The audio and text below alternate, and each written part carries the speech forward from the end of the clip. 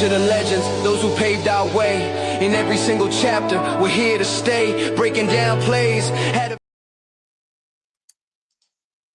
Oh boy. Hello, everybody, and welcome to the Chasing the Highlights podcast. My name is Lonnie Washington, and I'm here tonight with my co-host, Tony Robinson. He's in Texas. I'm in Arizona. Tony, how's it going? Pretty good. How are you?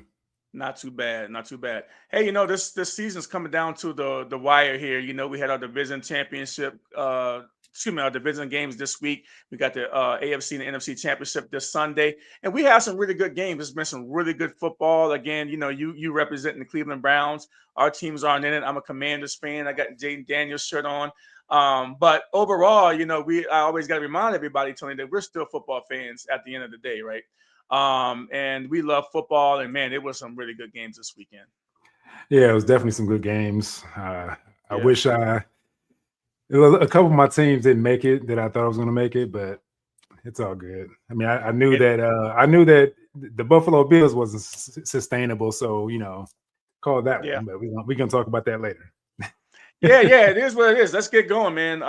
The Denver Broncos, Seattle Seahawks, New England Patriots, and the Los Angeles Rams all advanced to the conference championships after a dramatic NFL divisional round this weekend, marked by close finishes, a blowout, and key injuries, player injuries that might really have an impact on the division games.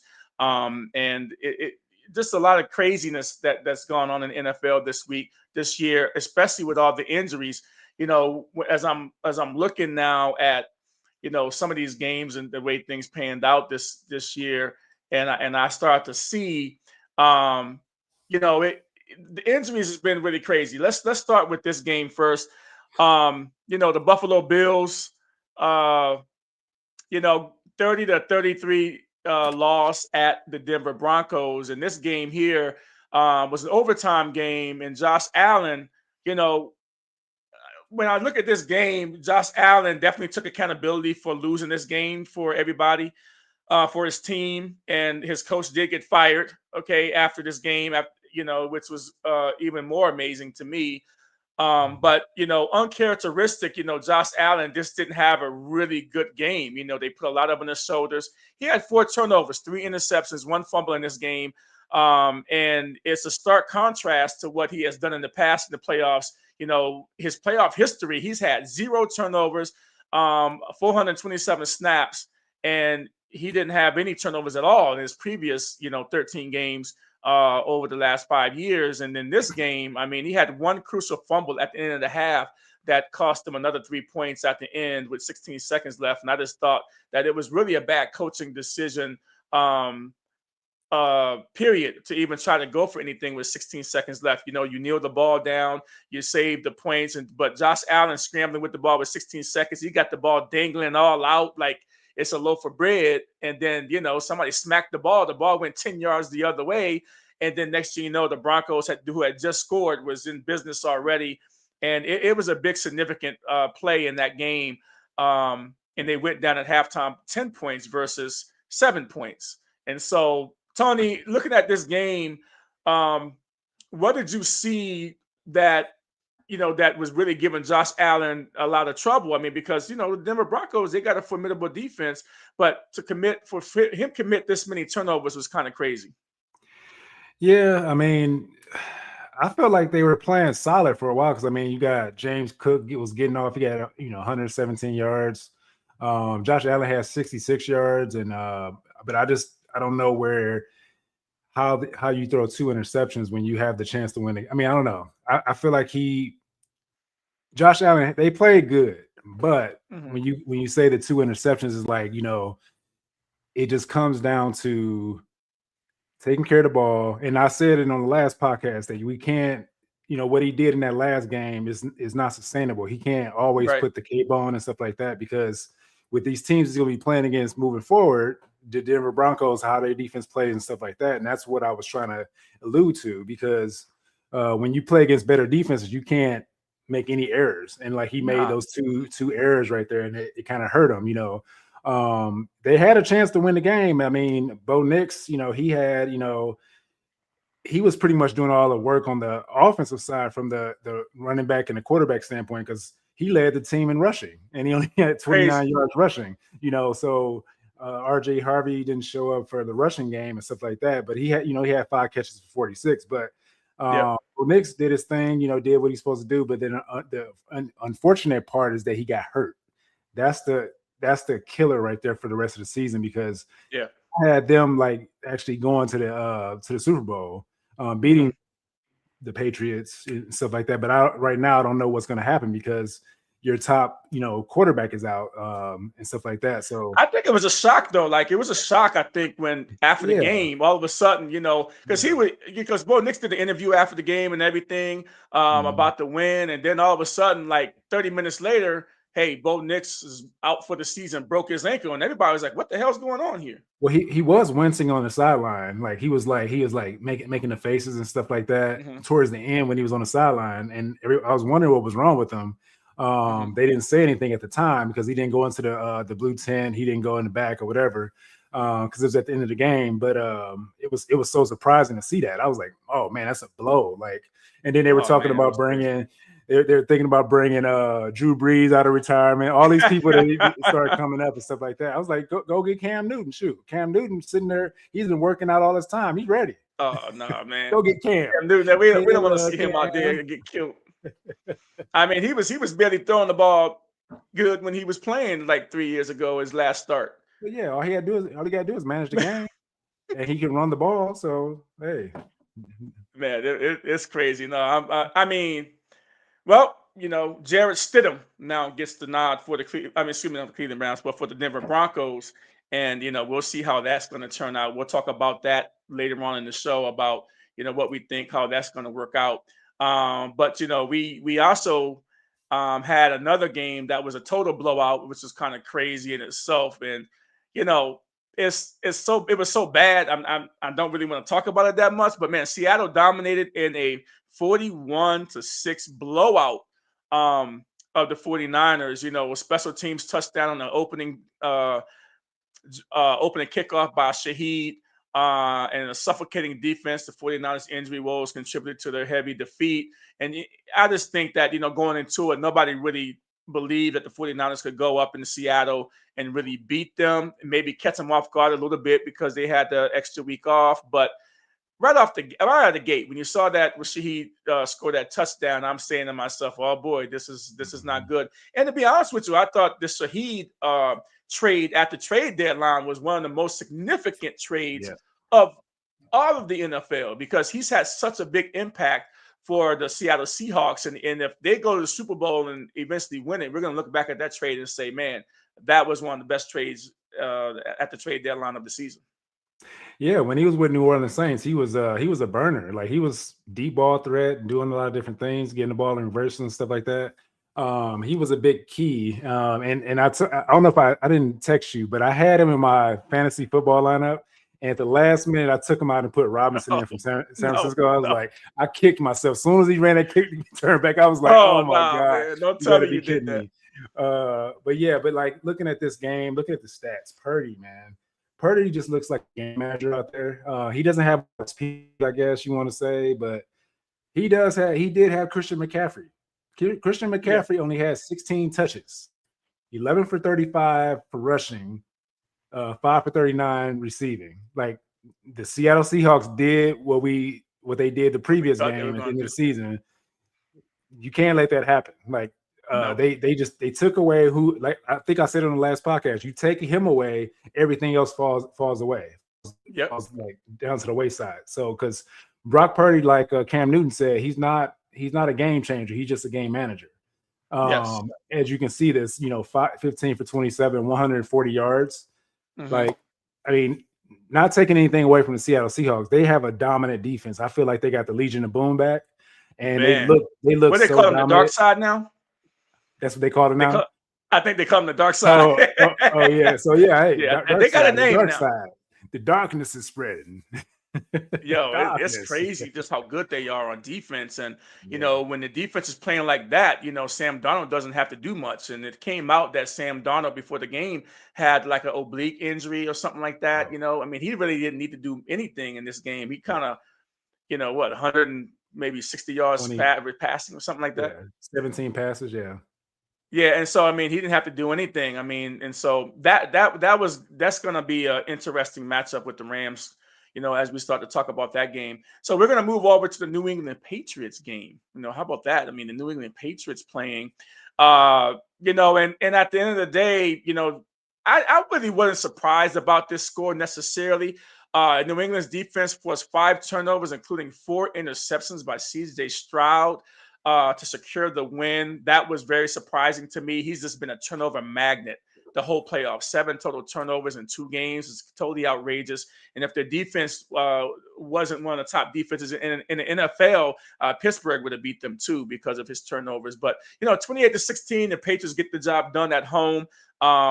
This was definitely a winnable game for the Patriots. For the Texans. But the turnovers, man, you cannot have these types of turnovers the way C.J. Stroud had these turnovers, Tony, and he looked like a deer in the headlights out there. I mean, literally, he didn't know what was going on out there, and the Patriots defense had that pressure on them, and they took away a lot of different things from C.J. Stroud. But what do you think about this particular game? Man, I felt so bad for C.J. Stroud because he's a Buckeye and stuff like that, and I don't know. I just know that when he plays outside of the dome, it's just so night and day a player he can be. Like he doesn't play that great in the dome, but he plays way better. And right. I'm just like, every time I see this dude like have games like this, it's like 2 games in a row, and they still had a chance to win the game. That's the hard part. That means the defense is playing really good. It's just he keeps putting the defense back on the field, just like the Browns, how we play. Like we had a top 3 defense, but if the offense can't move, can't score, you keep putting the defense back on the field. And it's like, it's hard. People say, oh, the defense gave up 28 points, but they don't talk about what the offense is doing. And you can't you can't have 4 interceptions like game. Like that's especially when you're trying to go to the AFC Championship game. I don't know what it is. They said that his rookie year, he's still chasing that year because he doesn't have that offensive coordinator. I think said that. The offensive coordinator, they don't have the offensive coordinator they had that year, and I don't know if they're going to try to get him back because I think they said he's available now or whatever, but I don't know for sure. But that's the only way C.J. Stroud gets back potentially, because he says he's going to work in the offseason to get back to where he was. He said that last year. Yeah. So it's like he said that last year. The only way that's going to happen is if you bring back the coach that he had. I mean, that's the only way I could think of. So yeah. So this brings up our first question of the night. Would you have bent C.J. Stroud at halftime for Davis Mills? And to be honest with you, this wasn't to me a far-fetched question. And actually, man, I probably would have. I mean, because now we've got 6 quarters, right, of data. And these 6 quarters, he hasn't looked well. He hasn't looked good. And these turnovers were just killing your team. There's nothing more frustrating as a defense when you keep going out there and you keep putting your team in a position to win and getting off the field. And then C.J. Stroud just gives the ball right back to the, at some point, something has to give, and 7 total turnovers in 2 games. Man, he was just a disaster. I felt bad for the young fella because he did have so much promise, but I think I would have taken him out because Davis Mills would have taken care of the ball. I mean, 4 interceptions against the Patriots. I mean, you can't win a game like that, Tony. Now, would you have benched him? Because I think I would have definitely done it. I would have did it, at halftime. I would have done it at halftime because they were still close. They still had a chance to pull a game out. And all you needed was to be able to move the ball down the field. But when you look at the stats, Woody Marks, 17 yards rushing, Nick Chubb, 14 yards rushing, C.J. Stroud had 11 rushing yards. He had the highest average out of the running game. He averaged 5.5 a carry, and that's bad.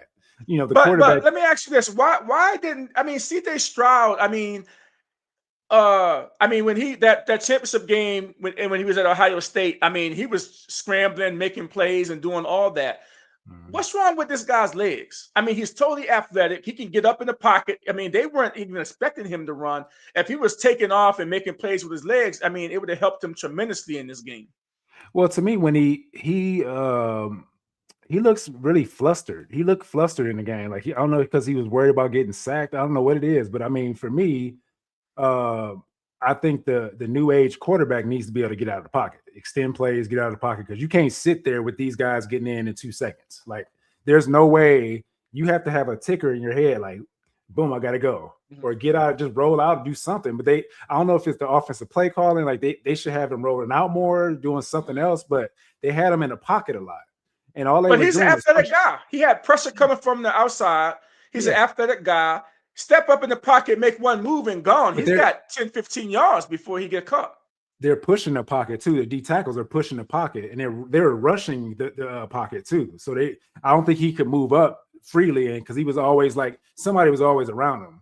And that's what I saw anyway. I don't know if I'm maybe looking at that wrong, but I really thought that I really thought that he had a lot of opportunity to run the ball, use his legs. We've seen him do it before, and for some reason, we talk about the quarterbacks. We talked about this earlier, and kind of like our pregame lead up to the podcast, and you have to have some type of a little bit of a threat now as a quarterback, right? I mean, even if you just show it a few times and let them know that they have to honor it, right? It's going to give you a little bit more time. Or just throw the damn ball away. Excuse my language. Like, the thing about it is he threw balls where he's getting sacked or like getting pressure, and he just throws it up. And you can't do that. Like, they're ball hawking. These guys are ball hawking. Like, you can't do that. You gotta get out of pocket, just get out of the tackle box and just get the ball out. Like, do something. Don't just throw it up to try to make. I mean, he didn't have his top receiver there. So it's like, you can't just throw the ball up to these random dudes and think you're going to get something. But to answer this question, I would have put Davis Mills in, because when Stroud was out of the game, Davis Mills came in and balled out. He took care of the ball. And like, I think, like, after the games, like, you see CJ Stroud on the side, he was feeling a certain kind of way, like, oh, this dude about to take my spot. And and then they put him back in after that game, and I'm like, come on, man. Like, I don't know. But yeah, you definitely got to take him out and put Davis Mills in, because I mean, like you said, 6 straight quarters of, like, shenanigans going on. Like, you got to get this dude turnovers, just flat out turnovers. It's total BS. It was all turnovers, and I think you got to put him. You got to get Davis Mills in the game. It's not fair to Davis Mills not to give him an opportunity. It's not fair to the defense. It's not fair to the whole team, because you're trying to show, we're gonna ride or die with this guy, and then have to answer questions after why you benched him and who's gonna start the following week. You got to get to the following week first. It's a nice question to have when you win the game and then go into the AFC Championship game potentially and say, all right, well, we can actually, we have a choice. Yeah, Stroud is actually going to play in the AFC Championship game, but you got to get there first. And they didn't give themselves the best opportunity to win by keeping Stroud in the game at that point, because there's no way I would have kept him in the game. So yeah, to answer that question, I think we both we kind of say that in the last podcast. Like, I was pretty much saying, like, if he has a same game, there's no way they can win. Like, he has to take care of the ball. Like, that's like, after throwing the picks you threw in the previous game, you cannot come back and throw 4 picks in the first quarter, first half. Like, crazy. It was crazy. Yeah, we're gonna move on, but man, it was it was pretty wild. And so so now I would say that the game that we're looking at now is the Rams versus the Chicago Bears. This was probably one of the best games of the week. And we knew it was going to be a doozy. It's like 4 degrees in Chicago. It was frozen. It was snow. It had everything that you wanted to in the game, where you had the Rams held off a late comeback by Caleb Williams. He was trying to get them that win.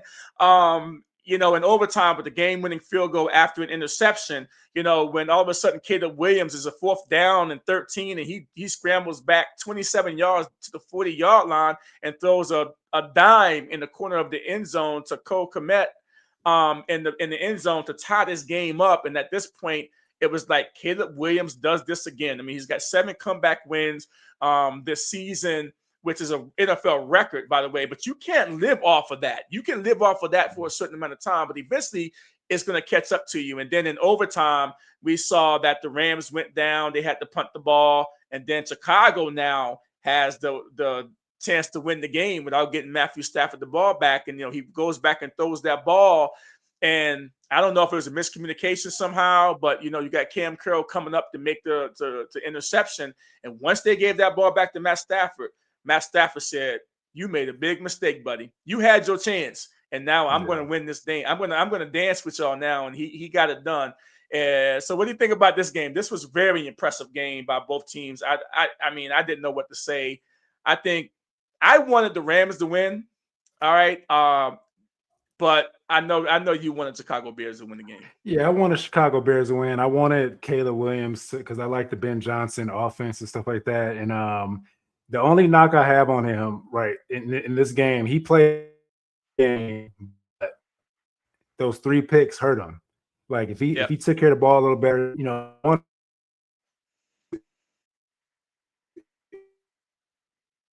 he just had 1 pick maybe, because he.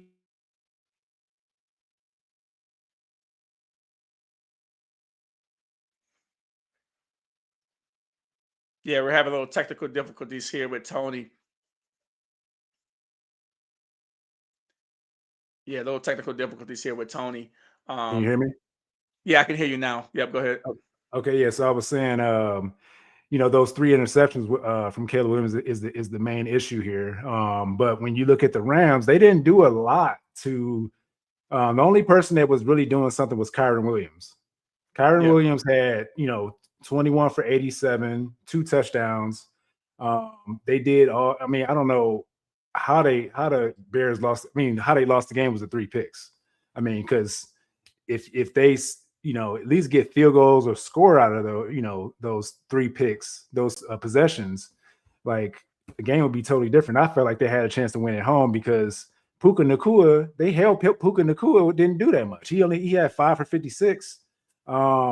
He did, that was a solid game. I mean, but he had some timely catches too. Adams had a timely catch too. Yeah, but it wasn't. It's not like they blew them out. It was just they still were close. Like the Chicago Bears still had it, but those 3 picks is always, we come back to those 3 picks every single time because you got to take care of the ball in the playoffs. If you want to go far, take care of the ball. That's why Seattle Seahawks playing so good. Their defense is good, but then you have the quarterback there just managing the game. He only threw 17 times. You said he was hurt before the game and stuff like that. Mm-hmm. You just got to take care of the ball. So. Yeah, every team this weekend that had that won the plus minus in turnovers won the game, right? Yeah. I don't think Matthew Stafford or anybody, they didn't have a turnover. So you give the ball 3 times away, and I think that's going to be a big thing Caleb Williams has to work on during the offseason is just overall with his picks. Let's stay here with this question too. What do you think about the season Caleb Williams had? I mean, obviously, with the comebacks and things of that nature, he had over 4,000 yards. Is the first time I think that Chicago Bear had a 4,000-yard season in their history. Ben Johnson comes in and really ignited that a flame, under that whole team from the offense to the defense. He's changing the culture of the team. You saw Caleb Williams have a different swagger this year, more confidence in his comeback wins. 7 comeback wins was amazing. And then him throwing that ball in the middle in that game to come back in the corner of the end zone to Komet. Obviously, people are saying that it might have been a penalty there by Komet by, pushing off on the corner. But to go back 20 some odd yards and then heave a ball up in the corner of the end zone was totally outrageous. But Caleb Williams, this is not a sustainable model to have 7 comeback wins. And I told you earlier, I said the Commanders had a kind of similar season that the Chicago Bears had this year. The only difference is the Commanders went to the NFC Championship game last year, but they had like 5 comeback wins last year. And then you come back to this year, you got a tougher schedule. Those comeback wins might be 50-50, the next season because you're playing a tougher schedule. But to expect him to have 7 comeback wins next season is totally not cool. So how did they not put themselves in that position next season? But I want to talk about, from your perspective, do you think that Caleb Williams have gotten himself in the top 6 or 7 quarterback conversation, or do you still think he's probably somewhere in the top 10? Yeah, he's definitely top 10. I think he's inching into the top 7. But I feel like when I was watching this game with my wife, I told her, I was like, if this dude ran the ball more, he's so fast. Like I didn't realize how fast he was. like if he runs the ball more often, it takes more pressure off his passing game because he can like he was running the ball like he ran a 4.340. Like that's what I saw. Like my eyes saw like he was speed, like he was just he one play he ran around and he just darted, and I was like, whoa, this dude's fast. If he runs the ball more next year to go along with the pass, he'll be a top 5 quarterback easily, to me, in my opinion. Because looking at him play in his Ben Johnson offense, Goff didn't have the speed. He didn't run the ball. So that's another wrinkle that Ben Johnson has that he can add to his whole total package of play calling. Like, or just tell him like for me, I would have been like I was telling my wife, I was like, you have to be able to tell your quarterback, like if like at the end of the game where he could have ran the ball more, I was like, if it's there, pass it, but if it's not, you got to go. Like don't we want you to be the man. Like they're going to put him in a run pass option situation too. I'm not quite sure because nope, I haven't seen anybody catch him from the corner. Every time I've seen Kenneth Williams hit that corner, nobody catching him. Like he's 10 yards down the field, first downs, diving for first downs. When he hits the corner, he has another gear, and he's done this all season. But I feel like he wants to get his teammates involved. I get that, but it's like there's times where you have to. I mean, it's kind of like what Josh Allen does. He kind of goes into his Superman mode, but I think Caleb Williams look a little faster than Josh Allen. Josh Allen's just bigger. He can run people over and stuff like that. But I feel like he has to run the ball more. If he runs the ball more, he's going to be. I might get him in fantasy next year. I had him in fantasy this year. Actually, I picked him because I feel like that Ben Johnson offense was going to propel him into a different stratosphere. But, I feel like more time in that Ben Johnson offense, he's going to get better. I mean, he had a okay season this year. He showed you that he can do stuff in the playoffs. But I feel like next year, watch out for him. Watch out for him. He's going to have a tougher schedule, but watch out. I like the year. I like the year that he had. I mean, he proved a lot of things, not only to himself, I think, but to the NFL that, hey, I'm here, man. I'm worthy of the number 1 pick. And I think, everybody talks about the number 1 pick never lives up to the billing.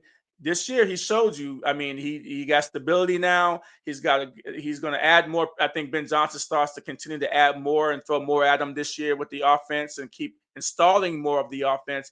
And once he gets more control. But man, if he can add that dynamic running to this offense with Monangai and Swift and those guys out there, maybe a little bit of RPO game. I don't even know RPO holding that defensive end and throwing that ball. It's going to be really good because he showed that he's durable, right? Yeah. I mean, he's strong lower body. He's about 6'1", 6'2", and he can actually he's a good athlete. Especially in the cold weather. Like, usually they take the air out of the ball, when it's cold. Like they usually want to run the ball more. And I feel like this is the game they could have did it. Like they could have got away with running the ball a little more because the Rams they have a solid defense, but it's not a great defense. They don't have like a Seattle defense. So it's like I felt like they could have ran the ball a little more. And then maybe the pass would have opened up more. A little play action here. A lot of stuff would have opened up if you'd have just ran the ball. But in hindsight, it's good. It's easy to say this now. Oh yeah, I mean it's crazy. I mean, so we're going to transition a little bit here, and we're going to talk about some coaching vacancies. I mean, geez, coaching vacancies here. I mean, we've got looking at this tracker here. I mean, you got Stefanski, Kevin Stefanski hired by the who? To Atlanta Falcons. Looks like the Miami Dolphins, they got Jeff Hafley, the defensive coordinator from the Packers. Robert Saleh, he didn't take him long to get a job. The Titans plucked him right off of the 49ers defensive team there. And then, of course, John Harbaugh is the big one there at the New York Giants. And I think this is very interesting hiring season here. And then when you start to look at the overall from a coaching thing, I mean, there's a lot of stuff going on. And so Tony, let's start with your guy first, okay? I mean, I don't even know what to say about this. I'm just totally shocked, to be honest with you. And when this came across the board, I said, this is totally outrageous. Right.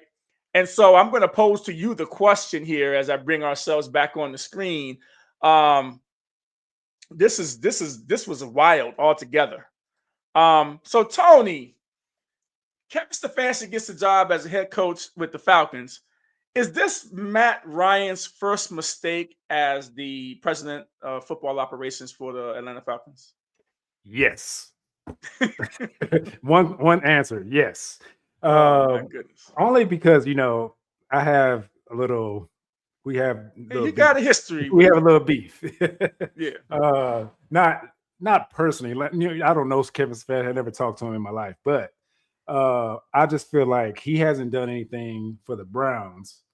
I mean, not saying. I mean, people gonna say, "Oh, the Browns is the Browns, whatever." But when you look at it, what has he shown you? Like there's coaches that did way better than him, like Flores when he was in Miami. He did way better than Stefanski when he was there. He got fired, and this dude did coach like trash. I mean, he recruited the players, he drafted the players, he brought players in and stuff like that. There's speculation out there about the leadership and stuff like that, but he ultimately coach of the year 2 times. That was great. But what the other 4 years, what did he do? Nothing. He didn't make anybody better. No quarterbacks got better. When he was in Minnesota, Cam broke it down. Cam Newton said every job that he was in the Minnesota organization, he didn't make anybody better. He was only in there for a short period of time, and all of a sudden he's a guru at being an offensive coordinator. It's trash. He can't. I mean, he had a couple good years, like I said, but we had Chubb then. We had other pieces in place that was doing really, really well. But to answer this question, it's a big mistake because he hasn't proven himself lately. Like, what have you done for me lately? I feel like he's gonna set this team back because they were kind of moving in the right direction. I mean, they were good towards the end of the season. I mean, the Falcons were tough out. Yeah, they have a solid squad right now. So it's like I just hope he doesn't go down there and just make them, because he's gonna implement his play style, and I don't know if that fits. But when you have the only thing I can say that the reason why they hired him was because of Kirk Cousins. They're trying to relive that Minnesota Vikings years where he played really well, coached very well with Kirk Cousins, stuff like that. That's the only reason why I feel like they took him. And it's a smart move when you think about it that way. Right. I could see, all like our negativity aside from the Browns and stuff like that. That's the only reason why I feel like he got picked up there. But when you got like a Tomlin out there, you got all these guys out there, and you got now the Buffalo coaches now available, it's like, come on, man, like y'all took him too early. Like y'all had time. So so it's kind of tough. Now, what do you think about now? Who do you think that's out there that is left for the Browns? I mean, obviously, I wanted to say, talk a little bit about the Browns also. So who do you think is out there now that's going to be left for the Cleveland Browns out there? And then what's on your wish list for the Cleveland Browns? Well, I just saw that Mike McDaniel took his name out of the running for the second interview. So he did. Yeah, with that, right here, I kind of wanted him because of his play style is kind of similar to the coach in the 49ers. So they have a similar West Coast offense play style, and I feel like he could do some things with our offense. Even if he just comes in as an offensive coordinator, and have. But just think about this. McDaniel informed the Browns that he was withdrawing from their head coaching search ahead of the scheduled in-person interview for Wednesday, which is tomorrow. And he's still a candidate for the Ravens and the Raiders vacancies too. Maybe interviewing for the Chargers offensive coordinator job today, actually too. And this is via Palacero. Now, my question is, did he just say to himself, like, the Browns are just so bad, or you guys have an expectation for me to take one of you guys as quarterback, and this is one of the reasons why he said no? Because right now it seems like people aren't running towards the Browns to get this head coaching job. Well, I think that he just doesn't like the cold weather too. I mean, he did coach with us, with the Miami coming up north to the cold. That's the stigma with the Miami Dolphins and that team. But it could be it could be that. It could be people don't want to come to Cleveland. I mean, it's a snub. I mean, it is what it is. But at the same time, it's like I feel like who I want to get potentially, but I know he probably want to just go to commentate. I want Tomlin because Tomlin can actually change because he's not afraid of coaching. And I feel like if we're gonna like get Shador better, get Watson, have Watson in, I feel like he can get in there like and change their mindsets and like do what he did in Pittsburgh, and then stay in a conference, stay in a division, and go against Pittsburgh Steelers twice a year. I mean, I said the same thing about Harbaugh, but he wanted too much. He wanted 2010, and then he wanted to pick his own GM. So 20 million is what I'm saying. 10 million for his defense, his whole. Do you think the Cleveland Browns are trying to shove one of the 3 quarterbacks that's currently on the roster down the new coach's throat? Or do you think that they're going to give this new coach an opportunity to pick his own guy and bring his own guy in? Well, I think it's going to have to happen this way because of the contracts we have. We have to have, minimal contracts at the quarterback spot because of Watson's contract. There's no way we can trade him or get rid of him. We still going to have a cap hit, So maybe moving forward, yeah, but as of right now, we have to stick with this because we have one more year with Watson. So that's the only reason why I feel like it's still kind of enticing for them to come because if they decide they don't want to go with Shador, which I don't understand why not. If you know how to coach and what we need is a coach that can actually make a quarterback better. We haven't had a developmental coach that can develop a quarterback or wants to develop. And I feel like Tomlin just made a comment. Joshua just made a comment too about that. Tomlin is like that. Tomlin is that kind of coach. He's not afraid of coaching. He said it himself. He doesn't like coaches that run away from coaching. So, and I feel like Tomlin is the perfect person to come to Cleveland and to turn this thing around. Makes too many. Well, Brian Flores. I like Brian Flores. Don't get me wrong, but I feel like the team, the defensive players right now, don't want to go away from our Schwartz now. They like him as our coach, as defensive coordinator. And I mean, they said there were back in the day. There's some teams that had a defensive coordinator as the head coach, and then they had a defensive coordinator calling the plays. But I feel like Schwartz would be the head coach because he's already there. They would give him the opportunity before Flores, I believe, because I mean of his tenure with the Cleveland Browns. But I don't know. Yeah, your followers are chiming in heavy now. I don't know.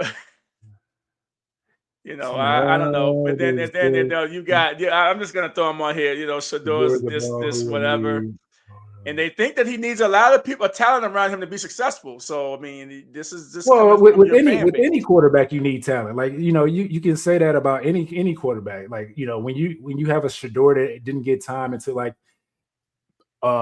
towards the end of the season, he didn't get time with the ones. I mean, no quarterback does really, but the timing when he came in, he still had more wins than Dylan Gabriel and Joe Flacco. So for people to like to say he's trash is like in a bum, he hasn't had a full offseason to work through the offense. There's a lot of stuff that he hasn't gotten yet. He didn't even get the top 3 defense that Dylan Gabriel and Flacco had. He got a shell of himself because I mean he got it when we were already losing, so they were already packing it in. Like the defense was packed, like the whole team was packing it in. So they were like, they just trying to like lose. They weren't trying to win. Like they started tanking once he started being a QB1. So. Yeah, we did talk about Sean McDermott getting fired too, right? We didn't forget about that. We did mention it, but here it goes. He was fired after the game. I mean, this guy, had a hell of a career if you start looking at really the winning that he had in Buffalo and changed that whole culture. That team there had getting beaten over the head for 2 decades with Tom Brady and the New England Patriots, and he comes in and he changes the culture. But he just didn't win, right? When he got into the playoffs, he's a defensive guy. He kept giving up 30 points a game in his playoff losses over his tenure there. And now we start to really look at the map here of these coaches that's got availability here. Where do you see Sean McDermott ending up at? I would like to see him in with the Cardinals. I would like to see Sean McDermott with the Cardinals. But man, I'm gonna tell you where he's gonna go. they got a lot. I mean, I can see him in Steeler land, right? I can see him with the Steelers because they like longevity, right? And he does provide that stability and longevity. I can see him in Baltimore too. Yep. But man, I would like to see him in Arizona. That's the place I feel like he fits better, because I'm sure that when it comes to the playoffs, every time Lamar Jackson plays against your boy, Josh Allen, what happens? Mm-hmm.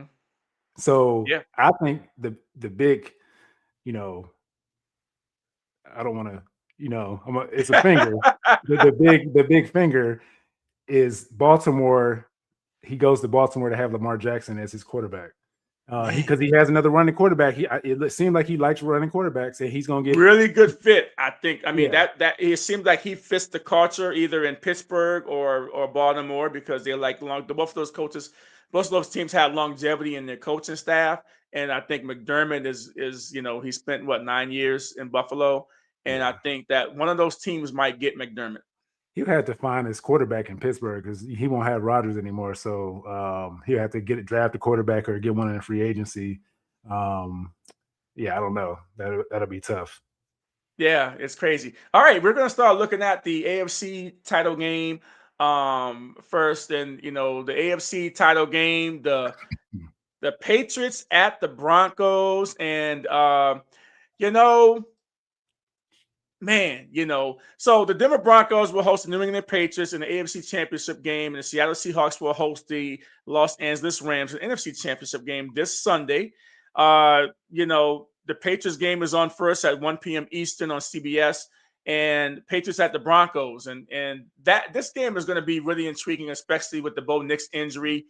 You've got Jarrett Stidham coming in for Bo Nix. He's 1-3 as a starter, and ironically, he was drafted by the New England Patriots, right? So Jarrett Stidham was drafted by New England Patriots. He went over to to play with the Raiders, and then nobody really knew where he landed, but he's been with the Broncos for like 3 seasons.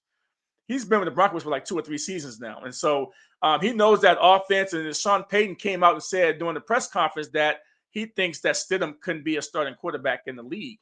And he's been in Sean Payton's system. And so you wonder, is it going to be a drop-off with him and Bo Nix? Because now you've got an experienced guy that now he can go out there and play free, because this is all or nothing for him. And if he plays within Sean Payton's system, a championship coach, he plays within the system and the defense plays sound, I just kind of a little worried about him, though, because he's not used to the speed of the game with those Patriots pass rushers coming at him. So I got to say to you, who do you see winning this game, the Patriots at the Broncos, for a chance to go to the Super Bowl? It's tough now, because of that Bo Nix injury. I had the Broncos going, but when you take out your top quarterback, they played pretty solid in that last game. He played really well, and I was surprised because but I got to go with the Patriots now because of the consistency at quarterback. I mean, is this a Nick Foles situation where with the Eagles he comes in and plays very well and gets them to the Super Bowl? What I think is, it could be because they have the pieces in place. All he has to do is manage the game and don't turn the ball over. If he can, and then they got to get their running game going because the running game didn't do so well the last game. So I feel like if the running game gets going, you get Harvey going, and like you got to have like a 3-headed monster going, like something, because what Patriots going to do, they're going to take something away, and what that is probably going to be the running game and force Stidham to pass the ball. But I feel like Stidham can pass the ball. You got to be careful with him because he can, do like a Foles in there and come out and hit you for 400 and 3 touchdowns quick. Ooh, wow! I mean, but at the same time, you gotta you don't know, because I mean, I don't know if he runs the ball that well. If he runs the ball, that changes everything too. So, but to answer your question, I feel like the Patriots got the game. Well, I mean, I think that Man, it's so tough now because you're right. I mean, we just don't know. We haven't seen enough of Stidham to see whether or not he's capable. But if he doesn't turn the ball over, that's a lot to say, right? He doesn't turn the ball over, he has a chance to win. But happy feet in that pocket and not used to seeing live fire, right? He hasn't seen live fire, and I don't know how if he goes against the defense at all from the Broncos because that's live fire. But man, I think the Patriots are going to have a hard time with the defense of the Denver Broncos. Yeah. I think the Denver Broncos is going to give the Patriots hell on defense. Yeah, I got two things. I feel like Stidham, I feel like he's going to be coached up properly. So that's the only thing I know. I know he's going to be coached up properly. As long as he listens to the coach, he'll do fine. But also when you said about the defense of the Patriots going to have trouble, or Denver. Denver's going to have trouble. The Patriots offense is going to have trouble with Denver's defense. Yeah. But if they run the ball like they should, the run game was actually working for the Buffalo Bills. So he got over 100 yards rushing. Cook, if they run the ball, that's going to be the key for the Patriots, because the passing game they have like a no-fly zone pretty much. So you got to have the quarterback running the ball too. You got to account for Drake May because he can take off, right? Drake May can take off. Drake may take off. You got Henderson and other guy. Like, come on, man. Like the running game, if they use the running game, this lights out, because that's what I think anyway. So, I mean, you picked the Patriots. I'm going to go with the Broncos. I think they're at home. They're in higher elevation, right? Higher elevation, crowd's going to be crazy. And now you get the Patriots outside of their element, right? The Patriots have had the luxury of being at home, for a couple of weeks. Now they got to go on the road and play the number one seed. We got to remember that the Broncos are the number one seed. And quarterback is going to be a question mark.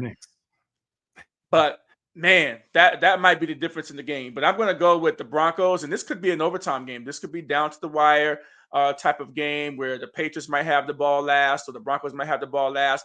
But if the Broncos can get a couple of turnovers out of Drake May and force them into a couple of turnovers, get the Broncos a couple of more extra possessions to help Stidham out, then I think they might have a chance to win this game. But this game, boy, is so hard to call right now. I don't even know what to say about it. It's just going to be crazy. And so, we're looking at the transitioning over to the NFC game. I mean, looking at this game, I mean, you've got the Rams at the Seahawks. It's a 4:30 game on Fox right after the Patriots game. And this game is just going to be wild, right? You got two teams that's played each other. It's been a third meeting this year, and they've split. Okay, they've split. And their injuries is not really going to be a problem, although Charbonnet is out for the season, but they have Kenneth Walker that's going to probably have to be the bell cow for them, and he can be the bell cow for them, right? But I thought that was a big loss when I saw that Charbonnet had a significant knee injury in this game for the Seattle Seahawks. I mean, because, boy, man, that kid runs hard. Every time he gets the ball, man, he's getting 5-6 yards a carry, breaking tackles and everything too. I think that's a big loss for the Seattle Seahawks. Yeah, because in this day and age in NFL, you got to have a two-headed monster, three-headed monster. You got to have multiple running backs. But I do feel like Kenneth Walker can do the thing, but I feel like they need to do some dump off plays to him, not just run him all the time. That's how they they have to mix it up, because Charbonnet was that, he can catch the ball out of the backfield too. So Kenneth Walker has to do a little bit of both now. And I feel like they'll have another. They may have to have Shaheed coming around in some reverse, like some handoff. If you break Shaheed with that speed, like push it, or push him in the backfield. He's going to have to play a little bit of a bigger role, right? I think he's going to have to play a little bit of a bigger role, and maybe in third down situations and things of that nature. It's almost like the Debo Samuel when he was in the 49ers. Yep. Running the ball out of the backfield, because he has the speed. Like, it's a change of pace. Like, so. But it seems like the Rams, they kind of make plays when they have to, right? And also, if this game is very close, you got to look at Matthew Stafford situation too, where I mean, this guy's experienced. He's got comeback win after comeback win. He's cool, calm, and collective. He's got Puka. He's got a lot of the tight ends over there. He's going to have to run the ball to keep the Seattle Seahawks honest. But this could be an overtime game too. By the way, I think that this game could actually go in overtime. You're thinking about that 12th man too in Seattle. Stafford ain't running the ball like that. No, I'm talking about they got to run the ball, not Stafford. Okay. I'm talking about, they have to run the ball with their, with their guys that they got. But it seems like if they get pass happy, I'm not quite sure you can get real pass happy against the Seattle Seahawks, because now they start sitting on them routes. And then they start picking the ball up. Well, they getting that pass rush in, and Stafford is a pocket passer. So, I mean, but he's smart, though. He can get the ball out quick. The Bears was getting to him, too. The Bears was getting to Stafford, too. Yeah. They were bringing some heat against Stafford. So just think about that. Seattle's defense is better than the Chicago defense. So they're going to get in faster. I mean, but it wasn't negative. It wasn't negative 4 degrees and 20-mile-an-hour winds either. So, they're not going to probably have that in Seattle. So it's going to be a better environment necessarily from a weather perspective. I think that the Rams could probably deal with it a little bit better. I mean, but everybody's talking about the Rams. They were playing in the weather, and they were in a cold weather team. It's 80 degrees in LA. They out there doing walkthroughs before they went to play the Bears, and now they got to go to Seattle. I'm not sure if it's going to be rainy. I didn't even look at the weather report for Sunday's game, but I'm not even quite sure what is the point spread in that game. But I don't want to snooze on the Rams. It's something about the Rams for some reason that I really like. And can Sam Darnold, if he has to take over a game, can he? And that is what my concern. Who do you trust more, Sam Darnold or Matthew Stafford? And can Sam Darnold take over a game and get his team into the championship? The point spread is +2 to the Rams, so they have the Seahawks winning. It's still it's like a pick'em. It's a pick'em game. Yeah, so that's a pick'em to me. But to answer your question, I trust the Seahawks defense more. It's not even going to be on the quarterbacks. I feel like the defense both sides of the defense is going to tell the tale. You got a defense playing at home with the 12th man, that loud crowd. When I was there when the Browns played them, I tell you, it was loud. They make sure they yell, do everything they can so that cadence is thrown off and like whatever. But Stafford, Sean McVay and Matthew Stafford. I mean, Sean McVay ain't on the field, so that's the thing. No. But I'm talking about he's one of the best offensive minds that we've seen in the last 7 or 8 years in the NFL. I mean, the guy's got a championship, a Super Bowl. Good young talent. I mean, and it's their 3rd time playing them too, so it's like it's a divisional game still, so they know each other. So we'll see. I feel like that the Seattle's defense is going to take over this game. I think the Seattle's defense is probably going to take over, but man, I still want. I think I'm going with the Rams. I'm going to go with the Rams in this game. Right. I would love to see the Rams and the Broncos. I'm going to go on record. Rams and Broncos win. They go to the Super Bowl.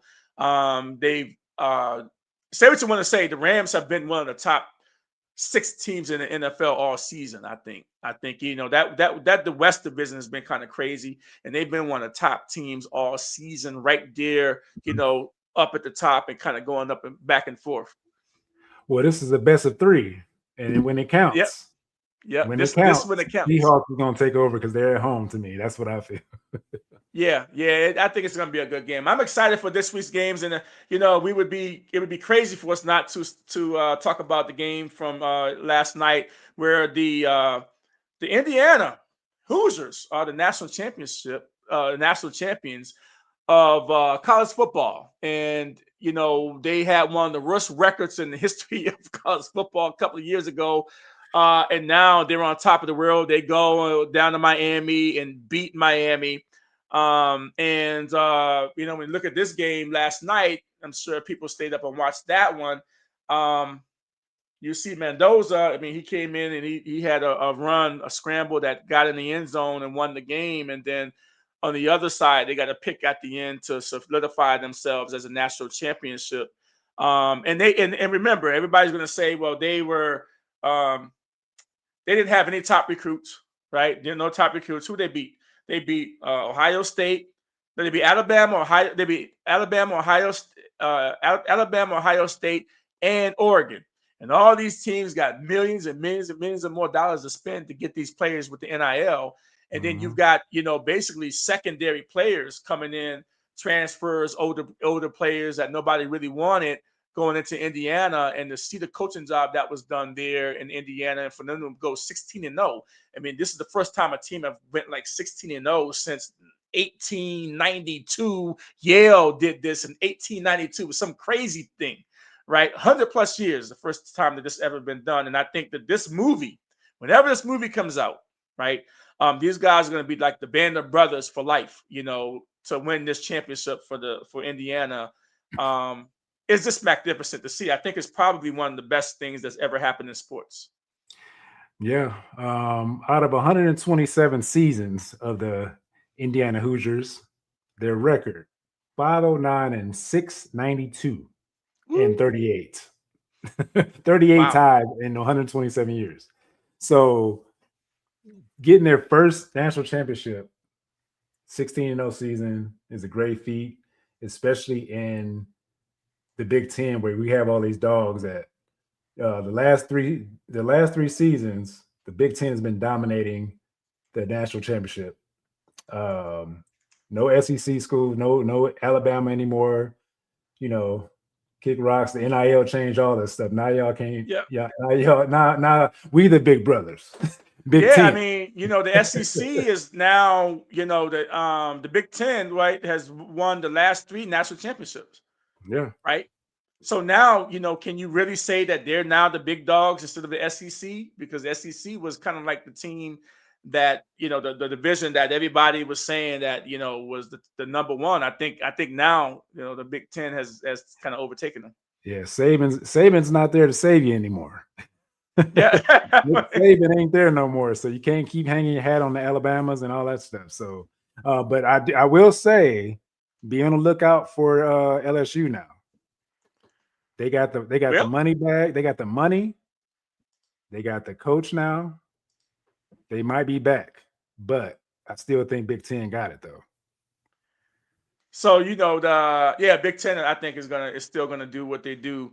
But yeah, I was totally impressed with what happened last night. Miami. It just seemed to me that game was like I didn't think Miami was as close as they were. It didn't feel to me like Miami was like coming on. It felt like Indiana kind of controlled that game, most of the game. And then at the end, Miami got the ball. They need a touchdown. And boy, they're in a position, Beck, can they kick this guy out of college? I mean, Beck has to be just as old as Josh Allen. I want to say something about that, right? Yep. So you see who got the Heisman Trophy, right? Yep. I'm sure Mendoza's not making $4 million a year. Nope. Stealing money. Like the dude I follow on TikTok, he says stealing money. He talks about Beck the whole season. He was talking about Beck. Yep.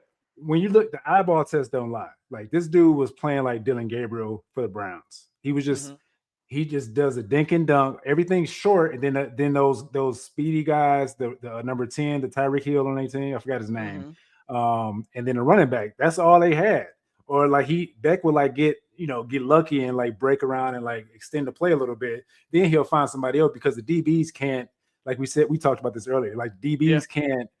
It's hard to keep up with them, as they're moving around and stuff like that. Somebody's going to come open. But when you look at the game, he's not, to me, he's not worth $4 million a year in the NIL money.